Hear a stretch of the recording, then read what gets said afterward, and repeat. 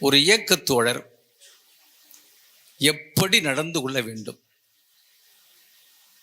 மன்னார்குடியில் ஒரு நிகழ்ச்சியிலே தந்தை பெரியார் பேசுகின்ற பொழுது, கொள்கையில் ஓட்டை விழுந்தால் கூட சரி செய்து விடலாம்,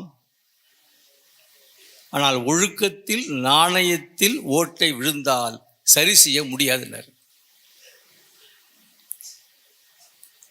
அதுக்கு ஒரு எடுத்துக்காட்டான ஒரு தொண்டராக ஐயா கோபாலசாமி அவர்கள் வாழ்ந்து காட்டார். அரசு பணியில் இருந்து கொண்டே பணியாற்றியிருக்கிறார். அரசு பணியிலிருந்து ஓய்வு பெற்றதற்கு பின்னாலும் அதே பேச்சு மூச்சு. கழகத் தோழலை கண்டால் அவர் காட்டுகின்ற அன்பு அளப்பரிய அன்பு, அது நேசிக்கின்ற பண்பு. நம்முடைய தோழர்கள் கண்டிப்பாக அவரிலிருந்து பாடம் கற்றுக்கொள்ள வேண்டும். ஒரு தோழர் இன்னொரு இயக்க தோழர் என்றால் ஐயா கோபாலசாமி அவர்கள் நடந்து காட்டிய அந்த உணர்வோடு, அந்த நேசிப்போடு, அந்த மதிப்போடு ஒரு தோழர் இன்னொரு தோழரை மதிக்க வேண்டும்.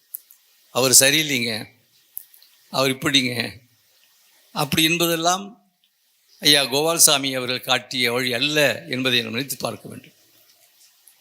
அவர் விட்டு சென்ற பணி என்று சொல்லுகின்ற பொழுது இயக்கத்தில் எப்படி நடந்தார், எப்படி பணியாற்றினார், இயக்க தோழர்கள் எப்படி நேசித்தார், எப்படி மதித்தார், எப்படி ஒன்றுபடுத்தினார், இதை நாம் கண்டிப்பாக ஒவ்வொரு கருஞ்சட்டை தோழரும் இயக்க தோழரும் பெற வேண்டும், பெற்றிருப்பார்கள். அப்படி இல்லை என்றால் பெற முயற்சிக்க வேண்டும்.